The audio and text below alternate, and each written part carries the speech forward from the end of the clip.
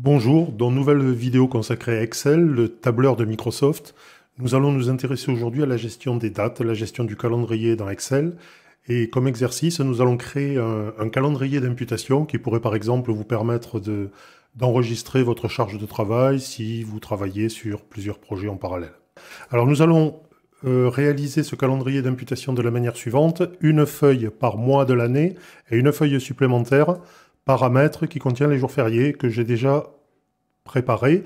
Donc ces jours fériés sont calculés à partir d'une valeur d'année qui est ici, en B1. Comment le sont-ils?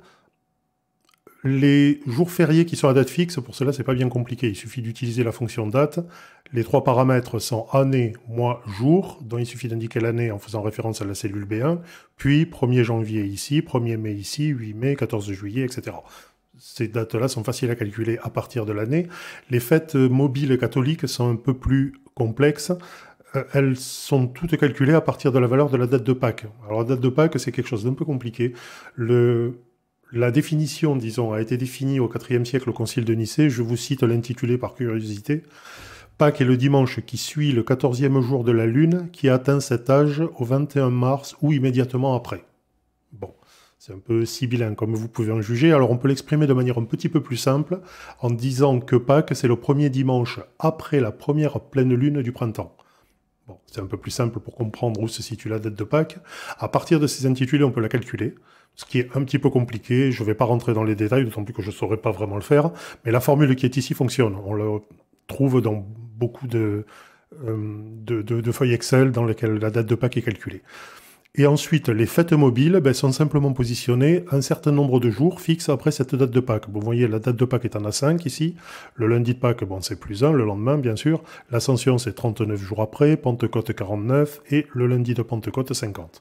Donc voilà, donc avec ces formules, vous pouvez calculer les jours fériés pour n'importe quelle année. Donc, je reviens maintenant sur ma feuille de janvier. Alors, un peu de mise en page pour commencer. Donc un titre pour la feuille, calendrier d'imputation. On va le placer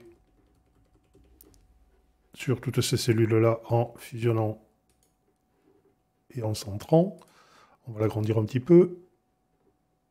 20 en gras. Voilà.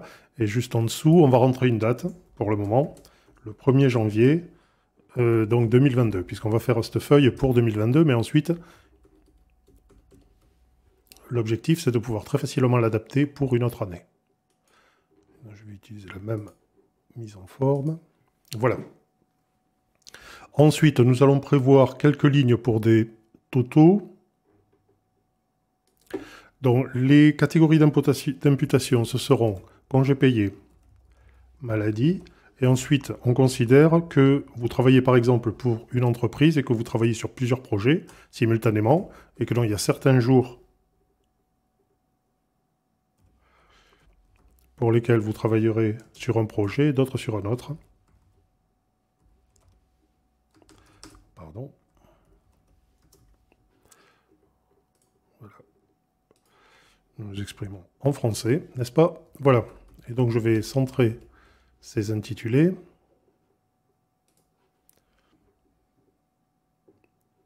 Et ensuite, on va les retrouver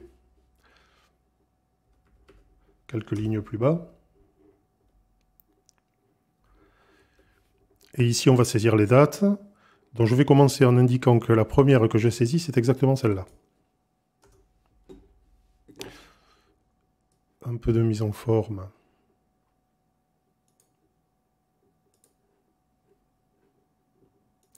Non, pardon. C'est la couleur de fond que je voulais mettre en gris. Et toutes les bordures. Même chose ici.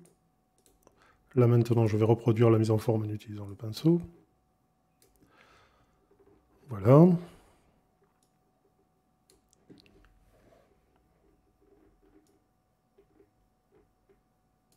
Voilà. Ce que j'aimerais ici maintenant, c'est avoir toutes les dates du jour. Alors il y a une petite astuce modeste qui consiste à dire simplement, plutôt que de faire une simple recopie incrémentale, de dire que la date qui est ici, c'est celle du dessus, plus 1.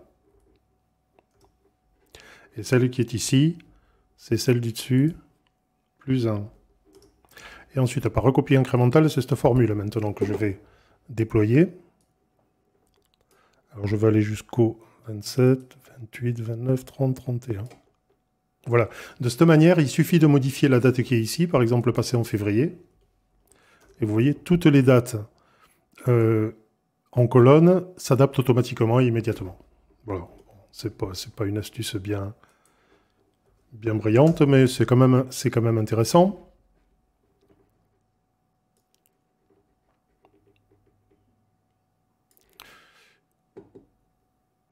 Voilà pour toutes les bordures. Donc voilà ma feuille. Les deux lignes que j'ai créées en haut sont simplement pour pouvoir faire des totaux de tout ce qui aura été saisi dans la feuille d'imputation. Alors nous allons modifier les formats des cellules maintenant, mais en créant des formats personnalisés. Pourquoi? Ici, ce que je veux voir, c'est simplement le mois et l'année. Donc je vais choisir un format personnalisé, et je peux le saisir directement ici. Donc je veux le mois en toutes lettres. Donc 1, 2, 3, 4. Et ensuite l'année sur 4 caractères. Voilà, janvier 2022. Donc il suffit de le rentrer ainsi. Voilà, janvier 2022. Et toutes les dates qui sont ici, même chose. Alors ce qu'on veut ici, c'est le jour en toutes lettres. Donc pour ça, 4J. Voilà. Et le numéro. Il suffit de J. Puisque je connais déjà le mois, puisqu'il est en tête. Voilà. Bien, alors ça c'était simplement de la mise en forme jusque-là, mais ce que nous voudrions maintenant, c'est que pour faciliter la saisie se fera par la saisie d'un caractère quelconque. D'ailleurs, je vais pouvoir les centrer, ce sera peut-être plus... La saisie d'un X, par exemple, chaque fois qu'un jour donné est consacré à l'un des trois projets, ou bien vous êtes en congé, ou bien vous êtes en maladie. Et ensuite, il suffira de compter le nombre de X de chacune des colonnes pour déterminer le nombre de jours passés sur chacun des postes d'imputation qui sont là. Alors, pour vous faciliter cette saisie, ce qu'on aimerait, c'est qu'apparaissent en grisé les lignes qui correspondent au week-end. Et ensuite, on fera également apparaître, sous une forme différente, les lignes qui correspondent aux jours fériés. Pour cela, on va utiliser des mises en forme conditionnelles. Ce qui est intéressant de noter, c'est que ce qui fait finalement l'intérêt de cet exercice, et la difficulté de placer les week-ends comme ça sur un mois donné, vient des défauts du calendrier grégorien. Alors, ce calendrier, c'est vrai que nous nous y sommes habitués, mais il n'est pas parfait. Le nombre de jours de chaque mois n'est pas le même. Le fait que les week-ends se déplacent dans les mois fait que le nombre de jours ouvrés pour un même mois d'une année sur l'autre n'est pas le même. Voilà, alors il y a eu des tentatives de créer des calendriers plus rationnels, mais qui n'ont jamais eu beaucoup de succès. Et donc il faut vivre avec ces difficultés liées au calendrier grégorien. Alors, la mise à jour conditionnelle pour déterminer les week-ends, nous allons nous y prendre de la manière suivante.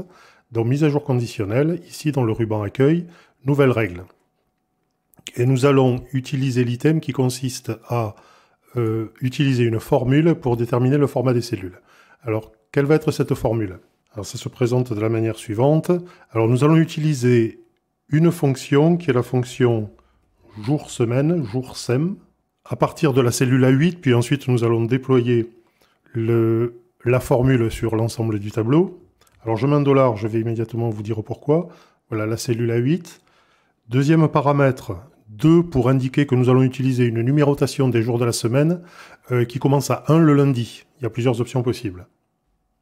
Et donc si on commence à numéroter à 1 le lundi, le test que nous pouvons faire pour déterminer si nous sommes un week-end, c'est il faut que le chiffre en question soit strictement supérieur à 5, c'est-à-dire égal à 6 ou à 7 pour samedi et dimanche. Alors ensuite, nous allons, mais ça se fera dans un deuxième temps, considérer que cette formule s'applique sur une zone qui correspond à l'ensemble du tableau, mais nous voulons que la mise en forme conditionnelle ne s'applique à partir du moment où le test est positif que sur la ligne qui correspond à la valeur pour laquelle le test est positif et qu'elle ne se déploie pas sur les colonnes. D'où le $ ici qui bloque la colonne A pour ne déployer que sur la ligne qui est ici la ligne 8. Ce n'est pas totalement intuitif, je le reconnais, mais bon, c'est comme ça que ça marche. Alors le format que nous allons choisir, c'est un format de remplissage particulier, en choisissant celui-ci par exemple. Voilà, donc jour de semaine, je vérifie ma formule. A8, 2, strictement supérieur à 5, donc égal à 6 ou à 7. Ok, alors pour le mal ne s'applique que là, mais ensuite je peux revenir sur gérer les règles. Je retrouve ma règle qui est ici, et s'applique à, je vais dire maintenant qu'elle s'applique à la totalité de mon tableau. Voilà. J'applique, et vous voyez que les week-ends sont immédiatement grisés. Alors je reconnais que l'utilisation du dollar que l'on avait déjà utilisé pour bloquer les cellules en recopie incrémentale, c'est un peu le même type d'utilisation, si vous voulez, pour indiquer qu'on veut simplement que la mise en forme conditionnelle se déploie sur les lignes et pas sur les colonnes. Bon, n'est pas totalement intuitif, mais bon, ça fonctionne. Donc voilà pour la représentation de nos week-ends. Autre point qu'il va nous falloir modifier, janvier a bien 31 jours. Par contre, si je passe au mois de février, je modifie le mois ici, février, qu'est-ce que je trouve en bas? Il n'en a que 28, et dans les 3 jours suivants qui apparaissent, sont les premiers jours du mois de mars. J'aimerais autant qu'ils n'apparaissent pas.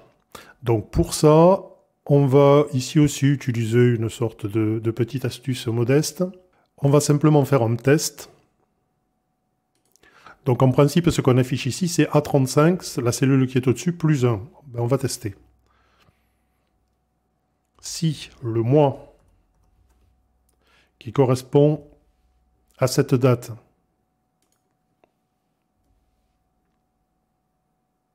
est strictement supérieur au mois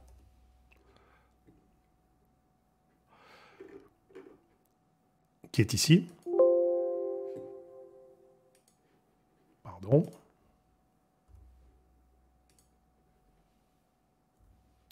alors c'est qu'on est passé au mois suivant. Et dans ce cas-là,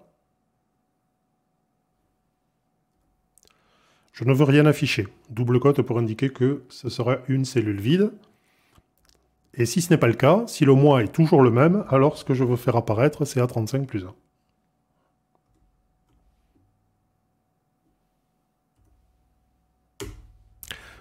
Et vous voyez qu'en février, il n'y a plus rien qui apparaît. Pour les 2 cellules qui suivent, il suffit de dupliquer la formule, CTRL-C, Escape pour sortir sans la modifier. Je viens ici, je mets la même chose. Mais plutôt que de mettre A36 plus 1, puisque A36 n'est pas validé dans ce cas, je vais mettre A35 plus 2, ce qui revient exactement au même.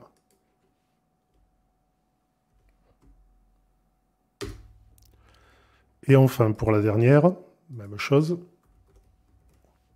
Mais cette fois, c'est A35 plus 3.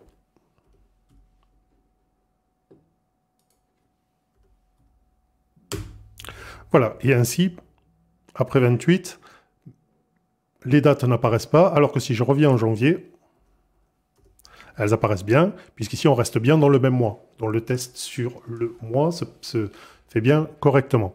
Ce qu'on aimerait aussi, je vais revenir en février, comme ça on le verra mieux, c'est que les 3 lignes qui sont ici apparaissent grisées, lorsqu'on dépasse le nombre de jours du mois. Pour ça, on va refaire une mise en forme conditionnelle. Nouvelle règle, toujours en utilisant une formule. Alors ici, le test est facile à faire. Égal. Alors, je vais prendre A8. Toujours en mettant un dollar devant le A. Si ce qu'il y a dans cette colonne est égal à double cote, c'est-à-dire est vide, et je ferme. Et je vais griser de la même manière en choisissant un remplissage. Je crois que c'était celui-là que nous avions pris. OK. OK. Gérer les règles. Pour, ici encore, indiquer maintenant que ma règle s'applique à l'ensemble du tableau. Voilà. Et vous voyez que les 3 cellules non renseignées, les 3 lignes, pardon, pour lesquelles il n'y a pas de date sont grisées, même si je reviens en janvier. Là, elles le sont bien, enfin samedi et dimanche sont grisées parce que c'est un week-end. Alors, dernière règle que nous allons mettre en place maintenant, les jours fériés. Alors, c'est une nouvelle règle de mise en forme conditionnelle, toujours avec une formule ici. Alors, on veut faire apparaître une ligne sous une forme particulière en jour férié. Quel sera le test à faire? Si la date qui est ici est une des dates qui apparaît dans le tableau des jours fériés sur l'onglet paramètres. Donc, il suffit de rentrer la formule. Alors, pour savoir si une valeur donnée se trouve présente dans une liste, on peut utiliser la fonction NBC. Le premier paramètre, c'est le tableau dans lequel on va rechercher. Donc c'est ce tableau-ci. Point virgule.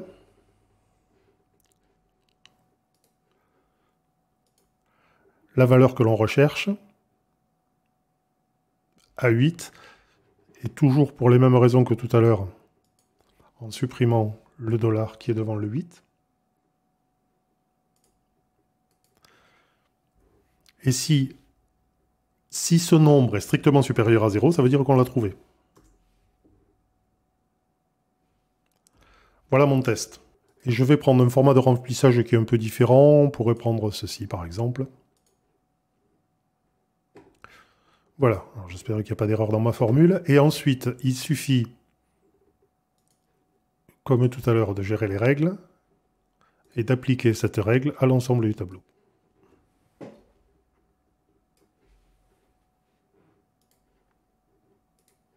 Voilà. Et donc en janvier, le seul jour férié, c'est le 1er janvier. Ensuite, alors je ne sais pas quand est-ce que sont les suivants. Ensuite, on n'en a pas avant avril. Donc faisons le test avec avril. Voilà, on a Pâques et le lundi de Pâques. Je crois que c'est les seuls qui sont en avril. Voilà, Pâques et le lundi de Pâques. Ensuite, on en a plusieurs au mois de mai. Bon, revenons à janvier.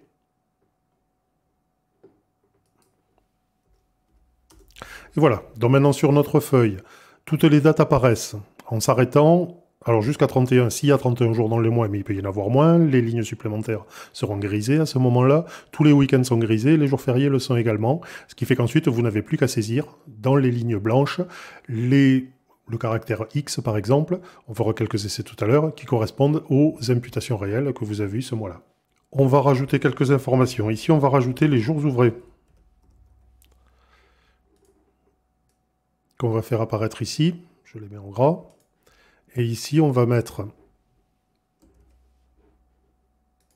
une cellule supplémentaire dans laquelle on calculera le total. Ici, pour calculer les totaux, c'est la fonction nbval que l'on va utiliser, qui compte le nombre de cellules non vides dans un ensemble de cellules. nbval, et on va sélectionner la totalité de la plage. Et c'est tout. Et ensuite, on va simplement déployer cette cellule ici. Voilà. Et ici, somme automatique des 4 valeurs précédentes. Voilà, c'est très simple. Le nombre de jours ouvrés du mois, ça se calcule de la manière suivante. C'est une fonction.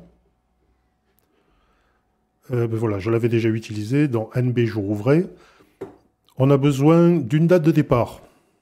Donc, c'est le premier jour de notre mois. La date de fin, c'est un peu difficile, puisque on ne sait pas exactement où elle va se situer. Mais il y a une manière simple, là aussi, une petite astuce, mais bon, qui n'est pas non plus bien compliquée, qui consiste à prendre le max de ce qu'on a sur toute cette zone. Et enfin, les jours fériés, on va utiliser le tableau paramètres qui est ici, pour saisir la plage de jours fériés. Voilà.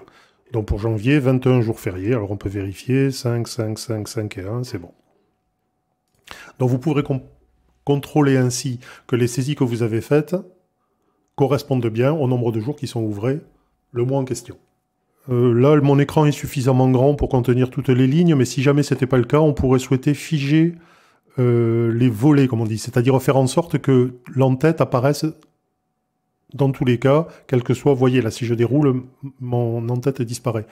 Je crois que j'ai jamais montré ça dans aucun exercice, donc je pourrais le faire maintenant. Pour ça, il faut dans l'onglet affichage utiliser fractionner. Et on va amener l'onglet ici, disons. Celui-ci, par contre, on n'a pas besoin dans le sens vertical. Et une fois que vous l'avez placé au bon endroit, il suffit de figer les volets. Voilà. Et là, vous voyez que même si vous vous déplacez, les en-têtes restent toujours présents. Bon, moi sur mon écran, là, c'est pas absolument nécessaire, mais c'est utile si vous avez un écran un peu plus petit, par exemple, ou une liste qui est plus longue. Voilà, et à ce stade, nous avons terminé. Alors, nous allons voir maintenant que ça va être très très simple de créer les mois supplémentaires. Alors, je ne vais pas tous les créer, mais si vous voulez dupliquer une feuille de calcul, il suffit de vous positionner ici, vous appuyez sur CTRL en même temps, vous cliquez, vous restez appuyé, vous voyez le petit symbole avec un plus à l'intérieur qui fait qu'il va créer une nouvelle feuille de calcul. On va l'appeler février. Et ici, pour que le décalage soit automatique par rapport à la première, on va ici utiliser une fonction qui est, voilà, mois décalé. Alors, mois décalé, il faut utiliser une date de départ. On va dire que c'est celle-ci. Et un nombre de mois dont on décale, un seul mois, puisqu'on veut février. OK. Et j'ai automatiquement février ici. Voilà, vous voyez qu'il n'y a que 28 jours. On va créer mars de la même manière. Donc je prends février, toujours en appuyant sur CTRL.